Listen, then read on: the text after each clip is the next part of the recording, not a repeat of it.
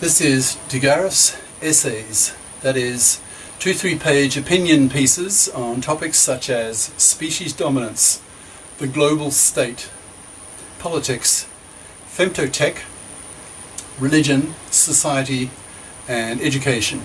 Written by and read aloud by Prof. Dr. Hugo de Garis. This is essay number 25, entitled Globist Manifesto by Prof. Dr. Hugo de Garis. Email profhugodegaris@yahoo.com. Website profhugodegaris.wordpress.com. Abstract. The political impact of Moore's law is enormous.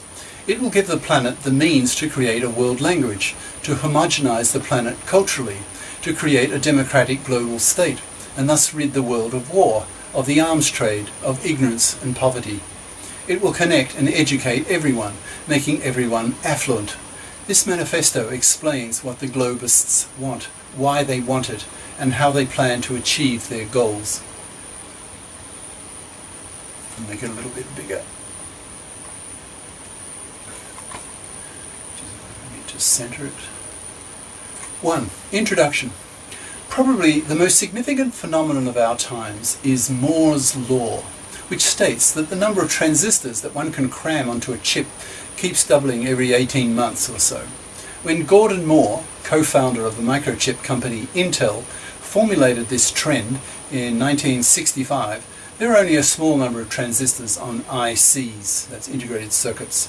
Now there are billions. Because we have had many more doublings over the past decades, this enormous electronic capacity shows no signs of letting up, because as one technology exhausts its capabilities, it's overtaken by a new one. This constant renewal is providing computing and telecommunication possibilities that humanity could only dream of even only a few decades ago. However, even though we may marvel at what has already occurred, the main impact of Moore's law lies in the future. Physics says that there's effectively no limit on how small a substrate need be to be able to transmit information. For example, one could put one bit of information on a single atom, a feat probably to be achieved before 2020. All this fabulous electronic capacity has had a huge impact on the telecommunications industry. The internet and cell phones are examples of what the telecom industry has been able to dream up in recent decades. In fact, the rate at which information can be transmitted has been doubling even faster than Moore's law. For the past few decades, it has been doubling every 12 months, a phenomenon I call BRAD, B-R-A-D, bit rate annual doubling. Given the likelihood that there is effectively no lower limit of the size of bit transmitters, this means that 30 years from now, the internet speed will probably be 1 billion times faster. In 40 years, it'll probably be 1 trillion times faster.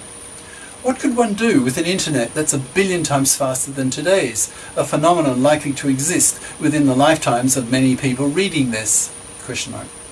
This manifesto claims that one of the major consequences of 1 billion-fold greater internet speed will be the creation of a democratic global state called GLOBA, G-L-O-B-A. Democratic nations are far less likely to go to war with each other, so the prevalence of warfare in the world will go right down, so that the nearly $2 trillion a year humanity currently wastes on purchasing arms can be diverted to humanitarian pursuits. 1 billion-fold faster internet will allow the citizens of the planet to receive the media of the world. Everyone gets everything, which will put pressures on the creation of a world language. This in turn will make the transmission of ideas around the world much easier and lead eventually to the creation of a globally homogenized world culture. With these prerequisites in place, the final goal of the globists, that is to create a global state, will be much more readily achievable.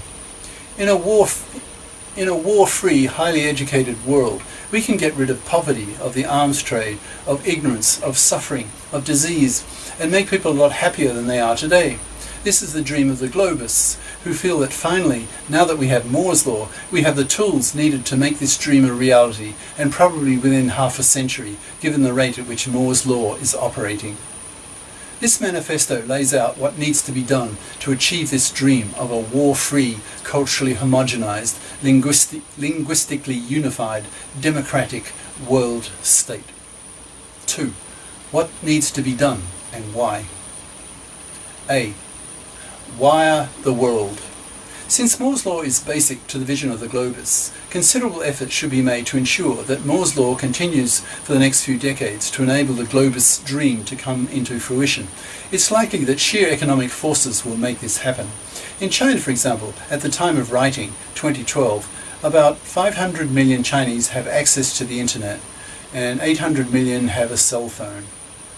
I think the figure now being mid-2017, I think it's down to 800 or 900 million Chinese now have access to the internet.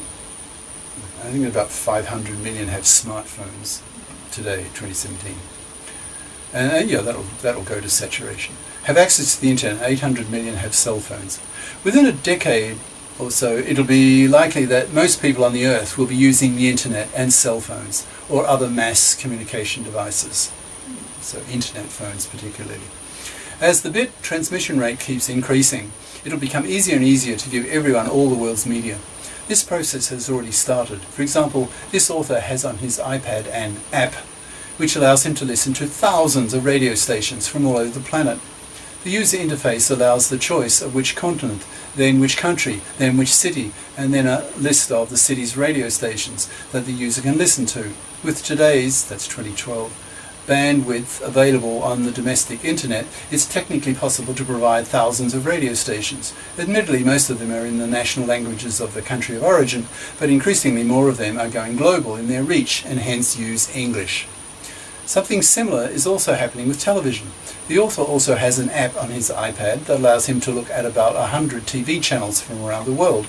Again, most of them are in the local languages, but increasingly the major countries have already created global television channels that use English. For example, the US, UK, Australia, France, Germany, Japan, Russia, Korea, China, Qatar, etc. As bandwidth increases and costs come down, more and more countries will use English to spread their national cultural messages to the world. As this happens, a linguistic snowball effect will take place. English is already far and away the most spoken first or second language in the world. As more young people notice that English is the world language and that so much media on the internet is in English, they will choose to learn English as their second language.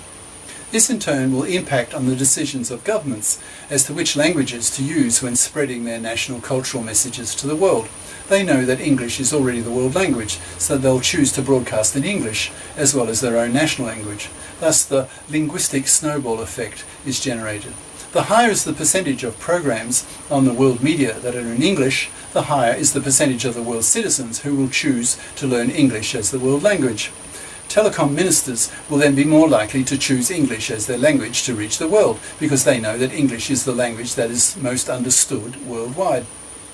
The creation of a world language will only occur once, since people will simply not bother to learn a second world language. It takes too much time and effort to learn a foreign world language, so they just won't bother with the second one. Learning only one world language will be a kind of linguistic QWERTY effect, as on the typewriter, so the positions of the keys, Q, W, E, R, T, Y. So if you change the position of the keys, the letters on the keys, that would send people crazy because they have an unconscious memory of where the letters are. B, that's called the QWERTY effect, that frustration if you change it. B, compulsory English in all schools around the world. At first, this proposal by the Globists sounds dictatorial and culturally chauvinistic, but it's virtually unavoidable. The world needs a world language. It's coming, and is a vital prerequisite to achieve the vision of the Globists. Without a global language, the Globists feel, there'll never be world peace, and certainly no global state. Probably some governments will object to English being the global language, for example the French and several other countries, but the linguistic snowball has already built up so much momentum that it's now unstoppable. It will simply keep rolling until it reaches saturation, that is, until everyone speaks at least two languages, their own local national language and the world language. Those countries that are too myopic to see the writing on the wall will lose out in their economic competitiveness. Those countries that implement a compulsory program of English teaching at all levels of their schooling will become more economically competitive in the international arena, since their citizens will be more able to communicate and close business deals than their monolingual competitors from other countries. Ministers of Education and Telecommunications should be made very conscious of this by the Globist lobbyists. Globists should preach the idea of compulsory English in schools in their national media sent across the planet. All countries have made education compulsory for children. All children need to learn to read, to write, to calculate, etc. Such basic skills are essential to their personal survival in the economic marketplace. In the world of the next few decades, anyone not knowing the world language will be considered an illiterate because they will be cut off from the world's knowledge, from world culture. They will be like country bumpkins going to the city for the first time and not knowing how to speak to the city slickers. As more and more countries make the learning of English compulsory in schools, greater pressure will be felt by the straggling countries. The Globists can then direct their attention to such straggling countries, ridiculing them and shaming them for their backwardness and callousness towards their own citizens, depriving them of the fruits of world culture and commerce. For example, the Chinese government. C. Culturebashing, a globification tool to shake the monos out of their nationalist complacency. In migrant countries, the ethic of PC, that's political correctness, is very strong. This makes sense within such countries because migrants to these countries need to feel welcome and not be rejected because they come from some country that the migrant country doesn't like particularly. For example, educated Americans despise the Chinese government because it has killed more people than Stalin or Hitler. Yet Chinese immigrants to America are, officially at least, welcomed as new Americans and hence are not criticized, not culture bashed. However, PC is counterproductive when it comes to one of the basic prerequisites of globification, that is, the creation of a global state, and that is the creation of a culturally homogenized global citizenry. In today's world, there are huge cultural differences, ideological differences, religious differences, etc. between peoples, making the idea of a war-free global state quite impractical. Globaloney. One of the essential goals of the Globists is to culturally homogenize the planet, and that will be difficult if the monos, that's monocultured people, remain stuck in their monocultured ways. One very effective way to shake the monos out of their nationalistic complacency is to culture bash them. What is culture bashing? It's severe criticism of the inferiorities of a given culture's customs and habits by the citizens of other cultures, and particularly when the criticisms come from the multicultured people, who are familiar with the customs being criticized, but who are also familiar with the alternative customs and habits of other cultures that they have lived in. These multis thus have a basis for comparison and can speak with real authority because they have lived in several cultures. In today's world, according to BBC's travel service, 500 million people travel internationally each year. That means that soon the majority of people on the earth will have lost, at least to some extent, their totally monocultured status. In other words, the world is becoming increasingly multi, and hence more open to the criticisms of the multis towards the monos. In a decade or two, a tipping point will be reached when the number of multis will outweigh the number of monos, so that the severe criticisms of the multis will become more acceptable because a higher proportion of the world's citizens will be more open to multi-thinking. As the internet gets faster and a global media, glow-media, is established increasingly, and as English becomes increasingly the world language, then billions of people will be able to communicate with each other. At this point, the Globus can then push for the reversal of attitudes towards culture bashing by changing its current status of being rude to being essential and an important stepping stone towards globification. But culture bashing hurts if one is a mono, living in a culture that is being bashed, especially when the bashing is coming from all sides. Imagine how a nationalistic mono will feel when some custom of his is being heavily criticized from dozens of countries across the globe, as made visible on the world media expressed in the world language. In the 1990s, for example, in Japan, there were many Western researchers attracted by Japan's salaries and the prospect that Japan would become the dominant economy by 2000. But it didn't happen. The Westerners were repelled by the many inferiorities of Japanese culture and voted with their feet. By the end of the decade, few of them were left. Before they left, they took part in a lot of Japan bashing, which the Japanese just shrugged off. The criticism simply didn't penetrate. It was water off a duck's back. But these criticisms made a lot of sense. The Japanese could have learned a lot from these Western multis, but they chose not to, with the result that the Japanese continue to suffer the consequences of these inferiorities. It's only human nature to dismiss heavy criticism directed at oneself. It is national or nationalist ego defense. It is to be expected that if a citizen of country X criticizes the customs of country Y to a citizen of country Y, then all too probably the Yist will simply reject the criticisms as due to the Xist's bias. But if the same criticisms come from many different countries, for example, if 95% of people around the world express their contempt for some custom of a given culture/country, then it'll be virtually impossible for the citizens of that country to reject them. They will feel emotionally that there is real wisdom in the crowd and that 95% of the world's citizens cannot be wrong. It will turn their heads and make them do some real and painful soul searching. This wisdom of the crowd can be very useful to the globists, who can encourage the planet to engage in culture bashing with the aim to foster cultural homogenization.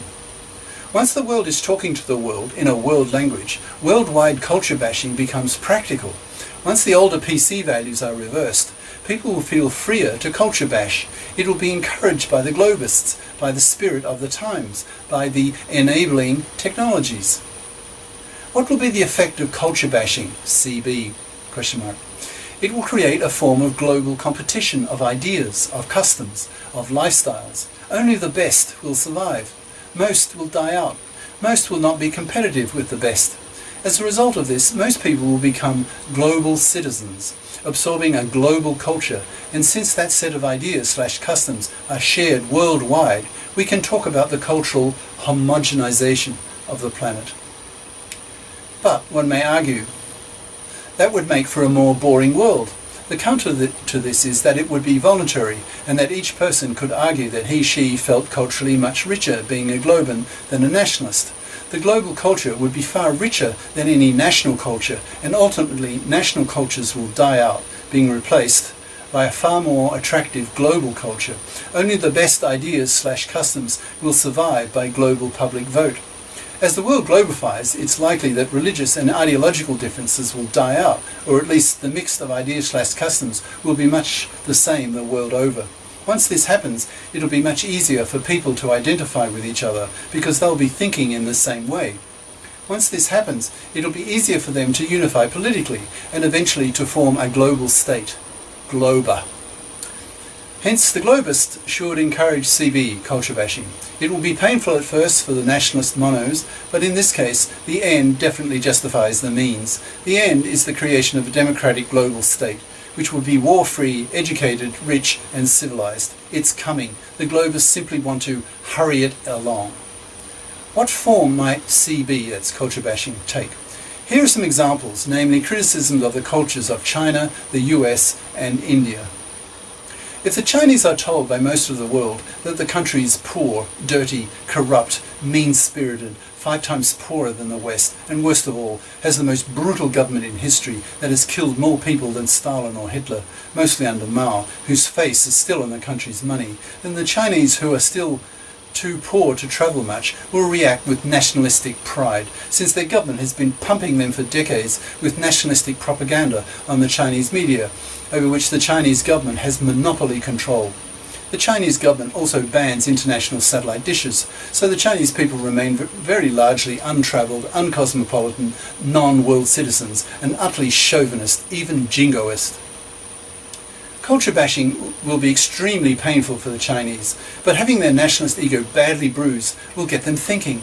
Hopefully they will learn to be ashamed of being Chinese and hence become motivated to upgrade themselves, to develop economically a lot more, to legalize, for example, by having 10 million lawyers instead of 300,000, to democratize and to civilize, that is, losing their awful mean-spirited abuse towards members of the out-group.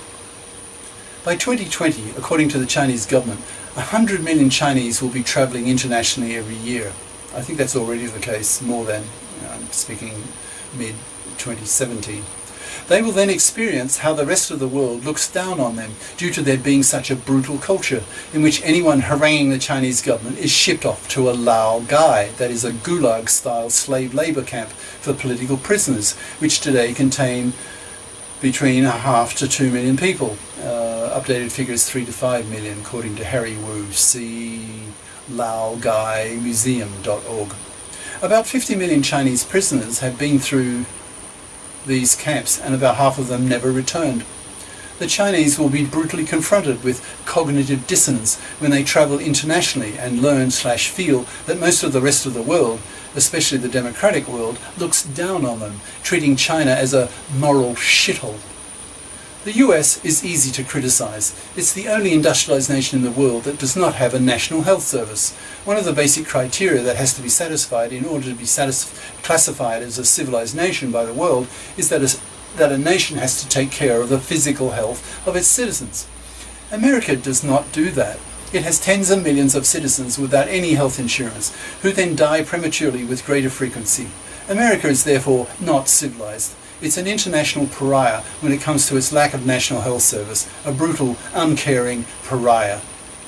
The US murders its own murderers. The hypocrisy of this seems to escape most Americans. The few other countries in the world which murder their murderers are China, which murders more of its own citizens than the rest of the world combined, North Korea, Iran, etc. Hardly paragons of civilized nations.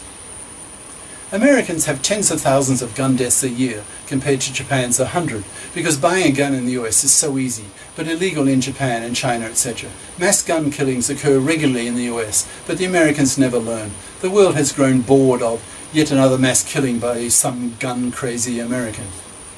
American democracy was one of the first on the planet, a historical experiment. The US founding fathers were democratic amateurs who didn't know what they were doing. The resulting presidential democracy that they created contrasts greatly with the parliamentary democracy of most countries, which democratized later. Most of these countries consider the parliamentary form of democracy to be superior to the US presidential form. In the US form, the leader is elected, more or less, directly by the people, and advertising plays a huge role in getting a US president elected. Hence, American presidential candidates go through the American political circus that takes a year to roam around the country shaking hands and taking bribes from corporations to pay the hefty costs of the TV ads. In a parliamentary system, the people elect the party, usually with proportional representation, and the winning party politicians then elect their leader, who becomes the leader of the country. This way, the leader is more likely to be a competent politician rather than a popular fool, as is too often the case in the US. Imagine if the bumbling Palin had become US president. But the US did have a cowboy actor as a president and a gum-chewing football player who misled the country. In a democracy, government should be for the people, by the people. But in the US, the corporations have such a bribing stranglehold on American politicians that the politicians have to do what the corporations want, and to hell with the people. The people don't have the money to bribe the politicians to pay for the advertising costs to get re-elected. American politics is in need of fundamental reform. Its current old-fashioned system stinks. It needs to be reformed into a modern parliamentary system that listens to the people's needs and not just to the corporations' needs.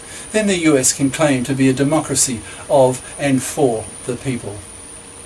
Here is a case where CB, culture-bashing, is sorely needed. The Americans are so insular-minded and their television is so dumbed down, owned by ad-driven corporations who pitch their programs at the majority, that is the peakers, whose IQs lie in the peak of the bell curve, that most Americans learn very little about the rest of the world.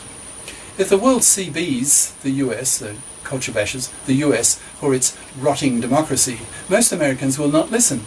Hence the strength of the CBing against it will need to be hefty.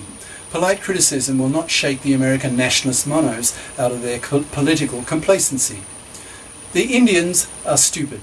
Their average IQ is only 85, compared to the Americans 100 and the Chinese 105. Therefore, it'll be virtually impossible for the Indians to compete effectively with the Chinese to become the superpower of the 21st century before all cultures are finally swallowed by Globa. The Indians are far dirtier and poorer than the Chinese and have contributed very little to world culture, unless you count their propensity towards creating religions, Hinduism, Buddhism, Jainism, etc. But in a culturally homogenized world, it's likely that European-style secularism will win out, so India's absorption in religious superstitions will only hold it back.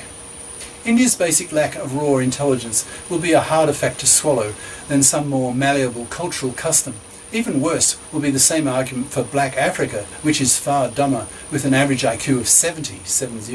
India and Africa and the Arabs will have a harder time reaching Western levels of material affluence due to their lower average IQs. But it's a fact, as shown by hundreds of studies, so will have to be accepted and absorbed, no matter how unflattering it is. Ad-libbing now.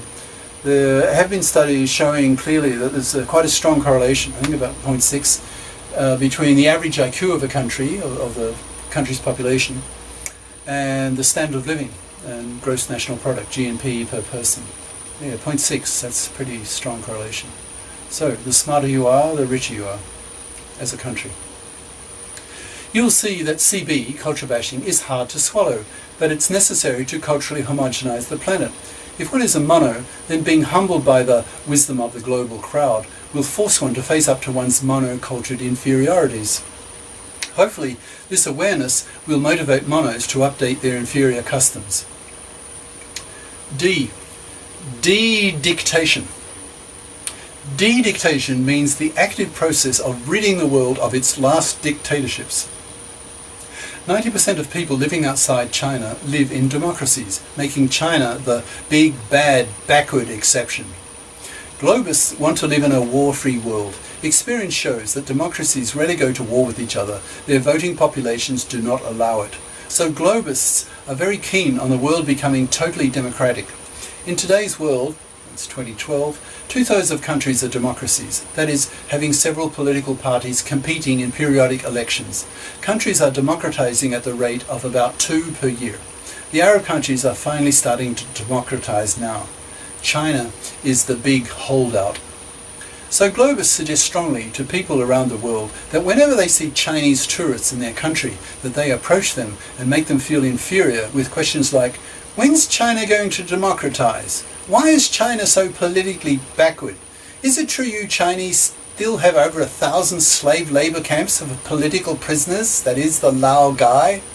Is it true Mao killed more people than Stalin or Hitler? Why do you Chinese tolerate living in such a political shithole?